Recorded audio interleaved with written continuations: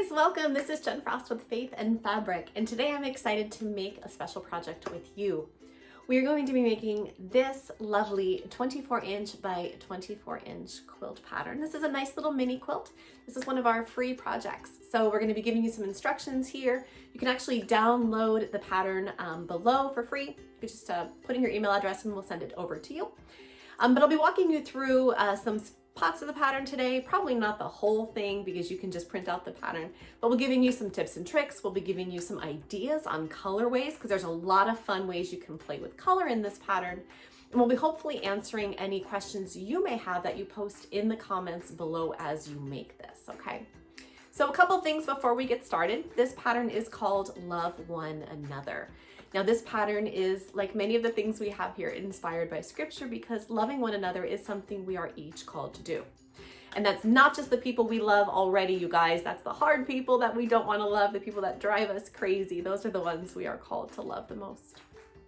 Now this pattern itself, if it looks slightly familiar, it's because it looks like these patterns, which are from our Crosses 3-in-1 pattern. I will also put a link to that below if you're interested. This is kind of just the little freebie that is a spin-off to help share those patterns too. So those were a lot of fun to pull together. All of these patterns were made with this fabric line. It's a lovely fabric line, and I think you guys are gonna like working with this woodcut blossoms as well. I will be putting a link down below to it, but I wanna first show you right here. Here's all the different colors that come in this fabric line. We're only going to be using a few of them, and I have called that out in that pattern that you can pick up for free below. So those are gonna be the primary colors you'll see us working with today. However, I will be showing you some other colorways at the very end, just if you were to imagine this in solids or imagine this just in a different line, okay? So let's go ahead and get started. So let's dive into the pattern a little bit itself. Now, this pattern is set up two different ways, which is really nice for flexibility. First, you're gonna see on page 5, this table. This is your cutting table. So if you are the kind of quilter who likes to cut all of your fabrics first, you can go ahead and do that. That's great. You can use that table to do so. If, however, you have a limited amount of space, or you know that this project's going to take a while and you don't want to have all those little pieces of fabric everywhere, I've got you covered there too. Here's a sample of what another page looks like. So starting on page 6 and 7, you're going to see that I actually have it set up row by row. So this pattern is broken out from letters A through letter L. Each row of the pattern is something we're going to be making. Now, when you make these rows in the pattern, you're going to see that each row has its own cutting instructions as well. So if you've already cut your fabrics beforehand, obviously you don't need to cut them again. I put this in here just in case you want to be making them row by row by row. That's actually how I'm going to do it today. I think just for purposes of doing this little video, that might be a little easier to follow along than having all these cut fabrics beforehand. So we'll be making at least that first row together, probably the second, and I'll show you how to join those up. So let's talk about our fabrics. So here's the fabrics I'm going to be using today. Now again, these are all from the Woodcut Blossoms line. Again, I'm gonna have a link to that below if you wanna pick up some of these beautiful fabrics. These are all Island Batiks and they're just lovely. So here, I'm gonna put over here a picture of the pattern we're making today, just so you can kind of see how this balances out. So as you can see, here are all the fabrics that are going to be each of those crosses. Now what's nice is they're going to each be different enough from each other, but they're gonna play really well together to kind of make a very cohesive feel with each one of those crosses. I'm using that same fabric line for my background. That's gonna be this off-white here with these little polka dots. And then I'm using almost the opposite. So you'll see that the darkest color polka dots here are the background, and then the lighter color polka dots here are this background. So they kind of play opposite each other. And this is gonna be the filler that you see over here in this picture. And again, I like that because I didn't want to use the same white background because you're gonna lose the shape of the heart.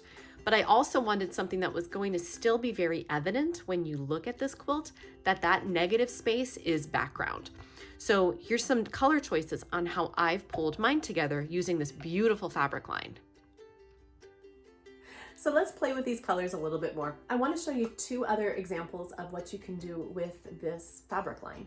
Now again, you can use other stuff you have on hand if you'd like, but today is all about the Woodcut Blossoms line. So here is a first sample. If you guys have been here for a while, you know my favorite colors are gray and blue. You can't tell by the outfit I'm wearing and the color on my walls. Gray is usually a front and forward for me, but that's followed by a very soft blue color. So I do have a lot of blue quilts, and so I wanted to mock this up in blue. So here's a sample of what this would look like, the same pattern if we did it in blue.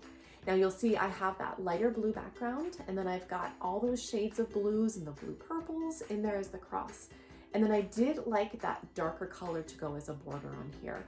While that's a bit more of like a blue purple tone, I really feel like that captures well what that color looks like when you have that darker tone. I feel like sometimes when we make borders on quilts, we tend to like have our eyes like drift off the edge because we've lost a little bit of that color, that boundary, that border, that frame around our quilt. So it's nice to have, in my opinion, that darker tone. The next one I want to show you is all done up in pinks, right? Because you think of hearts, you think of the color pink. So on this one, I did stick with the white background. You'll recognize that white with a little polka dotty background. You'll see it over here. And what I did on this one though is instead of using the reverse of the gray polka dot, I used kind of this more paisley line design that came with the fabric line. I did play up though, you'll see a lot of the pinks and the purples in this one, almost more so even a little bit less of the purple tones and really more so that rosy pink. So I do have the fabrics repeating in here a lot more than in some of the others, but I really like the effect and I love how perfect this would be for Valentine's Day, for just some of those beautiful little holidays. This would make a great big pillow, by the way. I'll actually stick a link up here for you guys to make a pillow because that's a lot of fun to do and it's super easy tutorial. So this is just another way you can play with these colors. And you'll see again here, I did stick with a complementary color border. I got that darker pink and put that around the edges. And I really do again like the way that that keeps your eyes contained inside.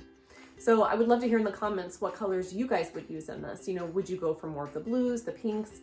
What kind of fabrics are you going to be using? And how would you play up your colors? Again, knowing that you want to have that almost negative space in the background set up so you get that feeling of that actual heart with the crosses being there. So let's get started making our project.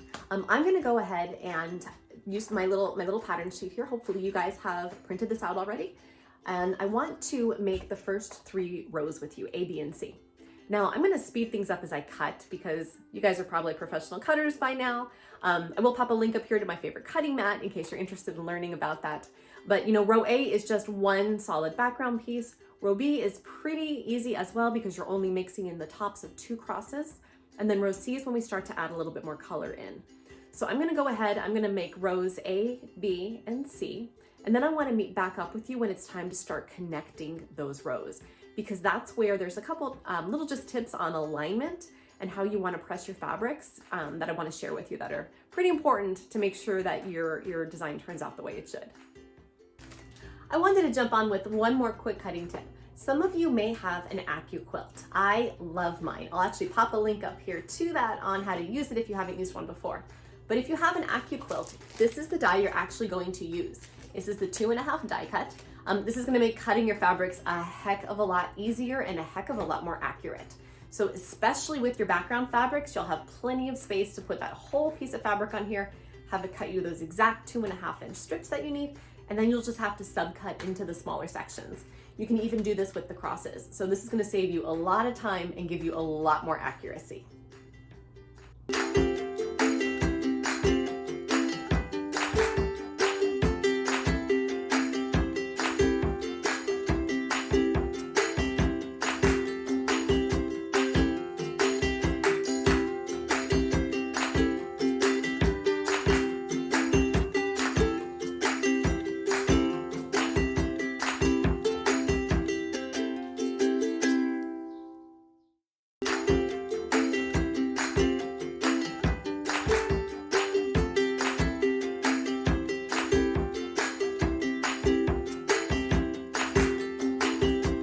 Now that we have our seams on row B pressed in the correct direction, we're going to be attaching row B to row A. Now this seems straightforward enough, and honestly it really is, but I do want to give you a tip when you are attaching rows. So I've got my row B, okay? My seams are all going to the right when they're pressed, and I've got my row A.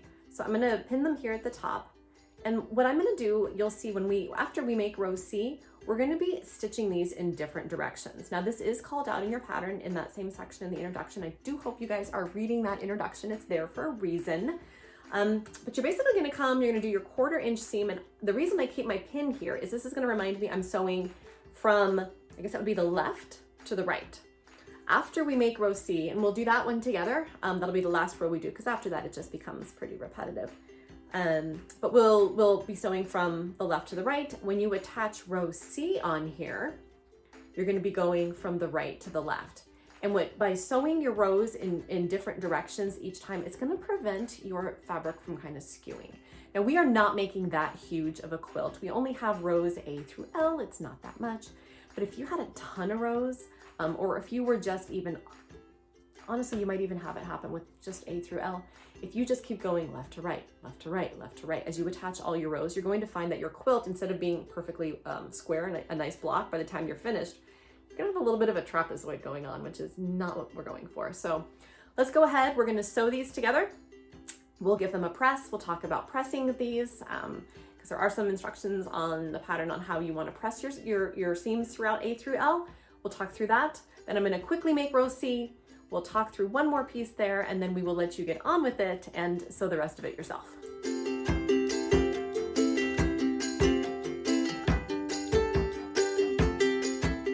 Okay, so I have my rows A and B attached already. This is coming together so quickly already, which I love. So I'm gonna take that pin out, and I'm going to keep it on the left-hand side of row B. And that's gonna serve as my reminder to be like, okay, this is the end I sewed from last time. Next time I want to start from the end with no pin. So if you have your own model or your own way of remembering which direction you need to be going, that's perfect. You can also try to just correlate it with your pattern. And what I mean by that is, you know how we have, for example, if you're pressing your seams to the right, maybe that means that you need to be sewing to the right. And if you're pressing your seams to the left, you need to be sewing to the left. So however you want to remember that, but you definitely want to do those in opposite directions. The next thing I want to talk to you about is how to press your seams. Now I'm going to pop our picture up here again. You'll see if you are doing rows A through E, you're going to be pressing your large seam down. And this time we are going to be using color to our advantage. We're going to be pressing those darker colors away from the whites, from the background.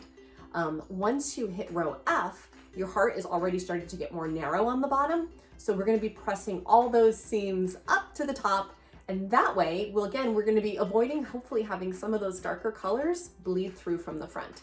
Now, if you're using good fabrics, really quality fabrics, it's probably not going to be that much of an issue. But I know all of us have that stock at home of our fabrics. We've got our stash. We've got some fabrics that have been given to us by friends or family, or that we've picked up on sale that we just really want to use. And sometimes they're thinner than we would like. Those are the ones that are really going to show through. So using this pressing technique is going to help prevent that from happening. So I'm going to go ahead and press this. I'm going to go make my row C, and then we're going to talk about how to attach row B and C. I'll speed things up though, since we've already done a little bit of this together.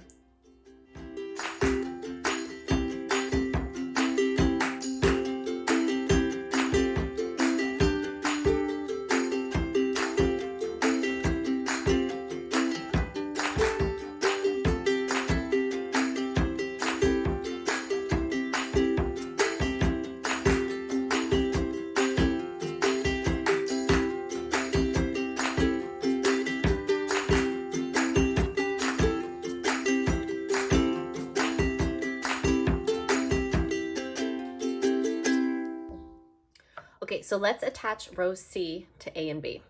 So you'll see here now I've got my C, and my seams are all going in the opposite direction, which is perfect. That's going to become a little bit more valuable right here. You'll see when you start putting like row D and E together, it's going to be nice because D is going to be going one direction, E is going to be going the other, and those seams are going to nest really well for you. Here, we don't really have to worry too much about seams nesting together. But it's nice already to start creating that pattern of this goes this way, this goes this way. So I'm going to take my fabrics here and I'm going to bring them together. You can pin yours. I am going to pin mine, and you'll see I still have that one pin down here on the end reminding me which direction I'm going in. So I'm going to line up my edges. Do a quick check here. My edges are pretty close, which is great. So I'm gonna line up here. There are different ways you can handle this. So I'm gonna pin this edge and I'm gonna pin this edge, you know, corner to corner. And then you can kind of just work your fabric in the middle to make it fit. Now, if you find when you go to pin yours that you've got like an extra 1/2 inch or an extra, you know, full, I mean, gosh, I hope you don't have an extra inch, a full inch, you're gonna wanna go back and double check your cuts. Sometimes though, you know, especially as you start getting into like this area here where you're gonna have 1, 2, 3, 4, 5, 6, 7 different colors, 7 different stitches here. We only have 1, 2, 3, 4. You know, if you make a scant 1/4 inch, you might end up with a piece that's a little bit short, or if you are making it a little bit more, or a little bit too long, rather the other way, or if you're making a very generous 1/4 inch, you may end up with a piece that's not quite long enough. So you're gonna have to kind of work that in there. But again, always try to line your edges up and then just work the middle pieces in. That's gonna help you out. So I'm gonna pin mine and then I'm going to give it a quick sew. And then I'm gonna let you guys go ahead and finish off the pattern. Again, you can finish sewing all your different rows and pulling them together. And then we'll meet up at the end to take a look at it.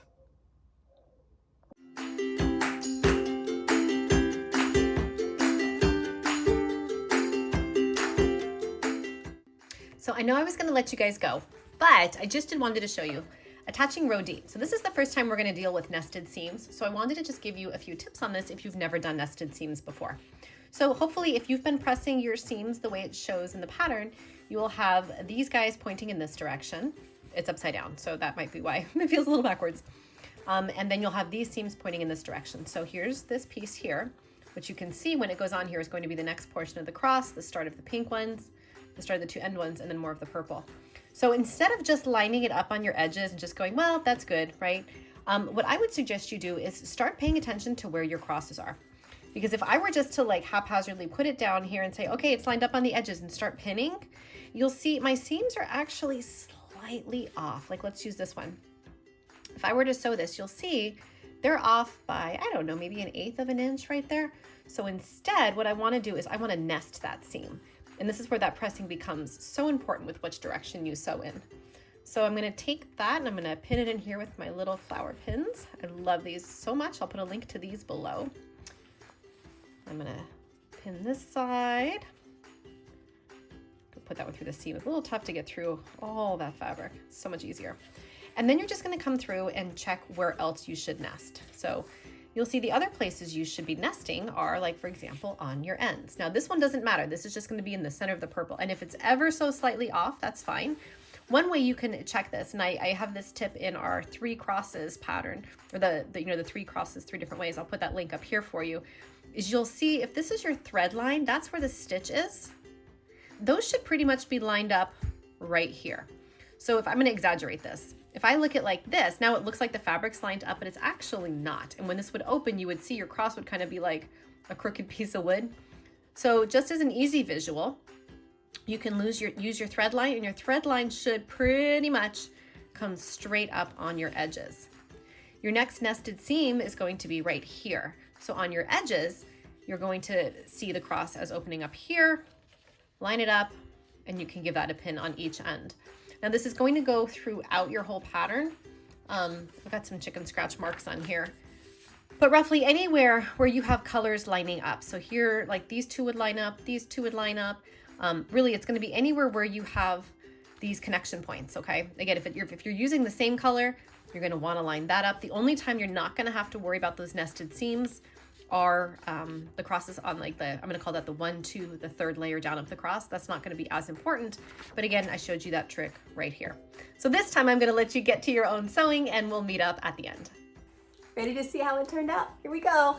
So here is my love one another, and I love it. Is that cheesy? Love one another? I hope not. So you can see here's how my little quilt turned out, and it makes a beautiful shape of a heart. Now, one difference you might notice, I made one of those like impulsive fabric changes. Do you guys ever do that? You'll see on this one, I actually used a different fabric than the dots in the background. I just wanted to play up with something different. So I'll put an original picture here. You can see there it is with the dots, and here it is without. So I'm curious, which one do you like better? Do you think it stands out enough? Do you think it makes the shape of a heart?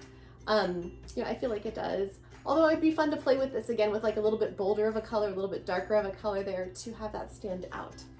Now I haven't added a border to this. I'm not sure what I want to do with my final design, but once I do, I'll be sure to put a link to it below so you can see how we finish this project off and how we even add some free motion quilting. And if you haven't checked it out, we have a full free motion quilting series here on how you can finish off all of your quilts with tons of different designs that are anywhere from super beginner friendly all the way up to those of you who may have practiced the skill for a little bit. So thank you for joining me today. I hope you enjoyed making this fun free project. Again, if you haven't already picked up the pattern, it is below for you, and we will see you in the next video. Thank you for joining us, and thank you for subscribing. We'll see you soon.